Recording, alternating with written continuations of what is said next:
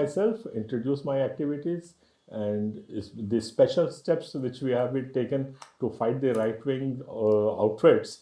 This is what I'll be trying to shortline, and I seek the assistance of all other friends who live abroad and other nations which can help us out in this particular effort of ours.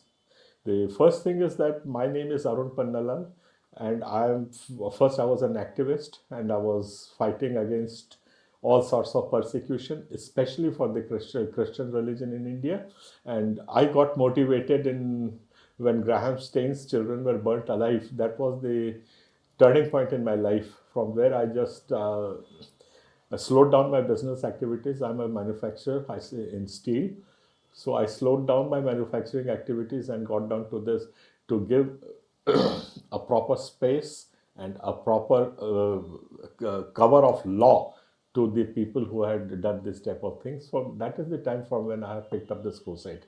And it's a long journey now, and we have crossed a beautiful miles in this long journey over here.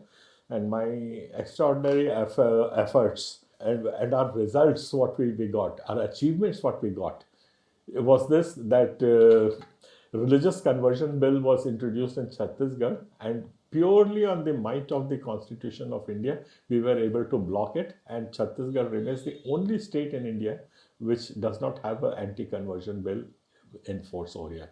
Anyway, and that was not the main intention of talking about myself. The main thing is that this was just a little background. From there, we have never seen back, and first, there were some organizations we made. It was the Raipur Christian Council and Chhattisgarh Christian Council. Then there were a lot of priests in it. Then there were activists in it. And then they were fighting amongst themselves. And there were a lot of ideological differences, discourses, and everything. We fared all those things very well. And then we formed an activist organization known as Chhattisgarh Christian Forum that fought a sustained battle. We went to the United Nations. We presented many papers over there. We went to other, and our paper was also accepted in the US Senate, and also to the British High Commissioner. They paid a visit to my house.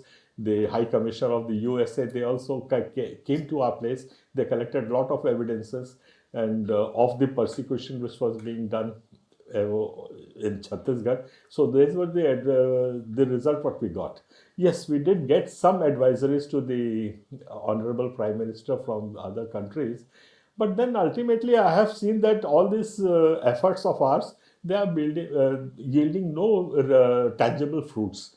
The biggest problem is that the activism in foreign countries, I mean on the foreign platforms of human rights or religious freedoms or whatever they are, by the time they come out with some sort of an effort, they come down with some sort of an say advisory or something, by that time already several people have lost their lives. This is the stark truth. So then we decided, no, this has to be fought on the ground, and it has to be a battle which we have to fight it ourselves. So we organized, trained our people, and made them aware of all the legal provisions. We told them what the Constitution is. And told them that this is your second Bible by which you can be saved. And so how they got started precipitating. The people started understanding what the provisions they have got within the law. So that was one of the things what we were able to do. And then secondly, they are very poor people for whom we stand up, and they don't even have a proper square meals, what you and me understand it to be. And so these are the people for whom we stood up. So, and hiring a lawyer, giving them legal help, all this is a far off dream for such people. They're just kicked out of from the courts. Nobody listens. The lawyers fleece them. So this is where we stepped in, and we have tried to give them the maximum possible legal help, whatever we could. Now, in spite of doing all these things, we have observed that the governments are totally against our particular religion. And let me be very clear, against the Christian religion and the Muslim religion in India. These are the two religions which are facing the flack.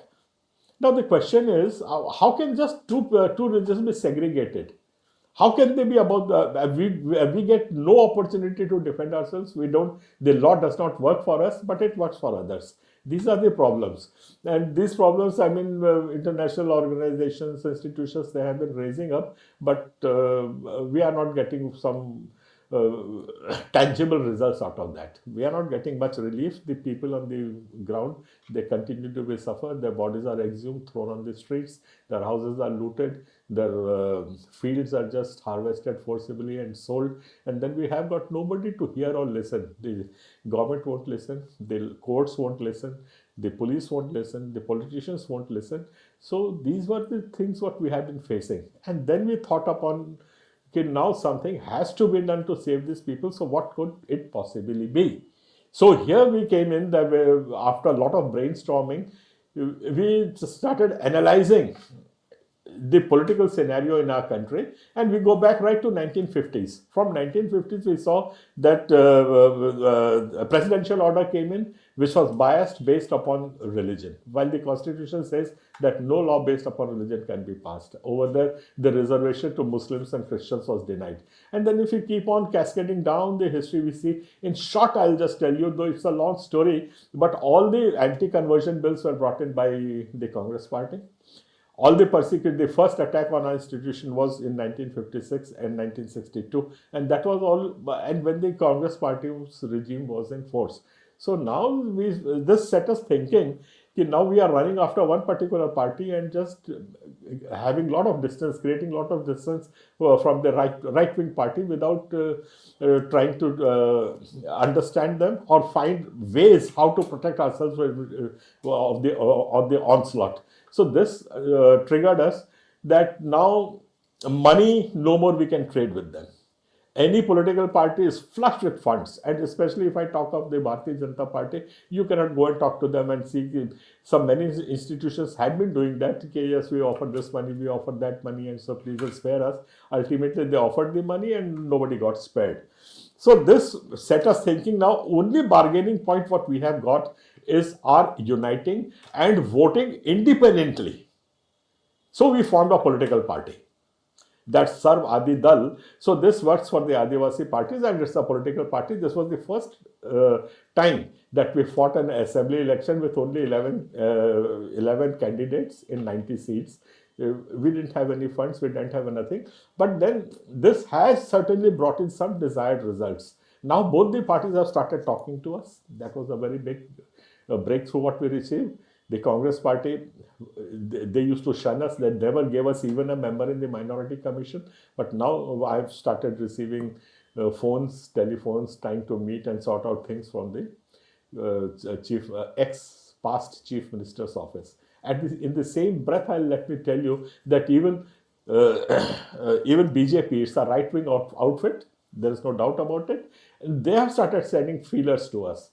They have tried to approach us. And the biggest approach, what I have seen, the difference what we have been able to cause, if you closely study, I'll be sending you all those videos, Aslin, whoever asks for it, that the Chief Minister of our state, respected Vishnudev Sayaji, he clearly came out with a statement on just after getting elected, that the religious conversions do take place in our state, and that is because we have not been able to uplift the poor tribals of our community, of our state, the citizens of our state. That was a very big breakthrough for us. Then he said that I will assure that all the upliftment and all the social facilities which should go to our community will certainly be ensured.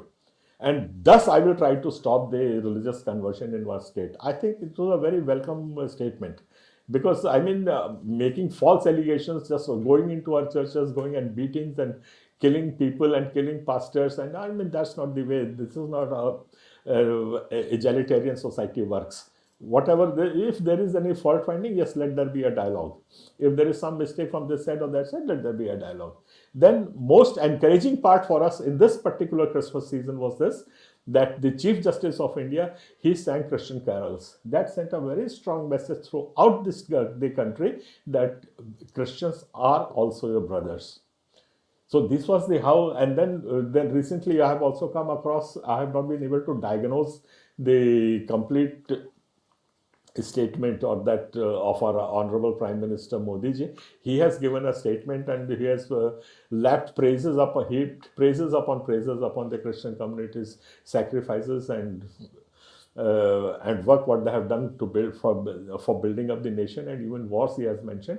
And I feel that this is the first time that the right wing party, they have tried to give us the due honor to a particular committee which has been disparaged right from the beginning. These were the differences what we have seen.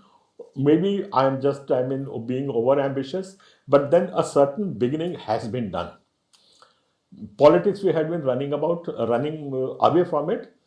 But I think this our political approach that is yielding, showing us some thin lights, rays of hope, which we hope to build up in the future. Now, my friends, what I request from you people is that I want an intellectual output. I want an analysis of this particular step what we are taking. How far it is good? Will it yield results? What could be the possible pitfalls? Where can we falter and step back on our achievements or on goals which we ultimately want to achieve? Now, let me clarify here that the political party which we have formed is left of center. Our ideology, I'll send you my previous episodes as well on this channel.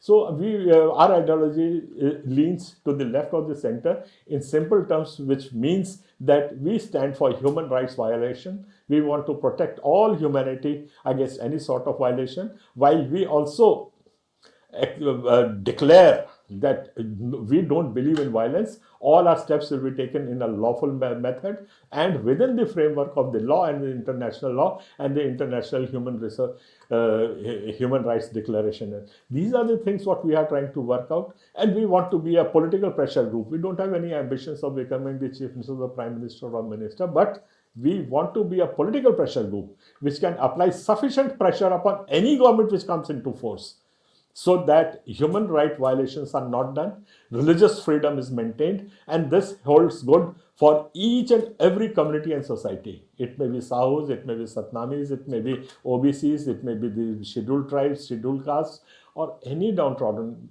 Dalits, anybody. We encompass all those people. And at the moment we are very vocal about Christian community and Muslim community, just because a lot of atrocities are being heaped upon these two communities. So these are the things, and this is the way of acceptance. Now, coming down to the groundwork, what I expect from the communities abroad is this, that those people should address, everybody has got a connection in India. A lot of people are living there, and they have to encourage the people. Now, let me also talk something about the churches, worldwide churches also, and what are the pitfalls we are facing through a church or in India over here is this, that all the organized churches, I just received a recent call from Australia, and they were telling me, now you should be approaching the Church of North India. I have incidentally belong to the same church. And then they said that we should approach the Pope or the Vatican. So I just very bluntly told those people, I honor your suggestions, but let me also tell you in the same breath is this, that these are organized churches. They are not facing they are not facing persecution anymore. The brunt of the persecution is not faced by these churches. Obviously, they won't be much involved in these cases. That was one thing. Then what we have got over here is independent churches, especially Pentecostal churches, firebrand activists, firebrand religious leaders, they go around. They have got the full right to preach them in whatever manner they want, and they have got no legal umbrella. So these are the groups which we want to bring in our umbrella. We want to have a dialogue with them. We want to talk to them and unite them, so that our strength, the voting power increases, and thus we can act as a pressure group for any party that comes into power. Now we have stopped being being bhakts or worshipping the Congress party, or we don't lean to the BJP party. We had enough of all these dramas over here. We have to stand up on our own feet. I know that we won't be able to win seats, or we may not be able to go to the assembly or to the Lok Sabha or to the parliament. All these things I understand very well, but our pressure is sufficient to make these other people talk. This is what I have experienced in these few days. This is hardly just 3 4 weeks what we have been able to form this party, and I need lot of input, lot of intellectual input. Even if it is a healthy criticism, I would welcome it. But at the same time, I welcome that people also give me some ideas, give me a direction. It's a very big task which we have taken up, and we hope and expect and pray that yes, people living abroad, they will be able to help us out in this particular endeavor. And then the people who have got relatives, who have got friends in India, they should communicate my opinion to those people. I'm not able to communicate, say, to Kerala because language is a problem. I'm not able to communicate to Maharashtra. There are many other issues. So people over there, if you approach those people and then explain our ideology, explain my views, so these can we can bring in a new line, new path can be broken. This is all I have to say, and I expect and hope a lot of interaction with you people. And let's see. I always am an optimist. Let us see that the future holds something good for us. That's all I have to say. And wishing you all a Merry Christmas and a nice Yuletide.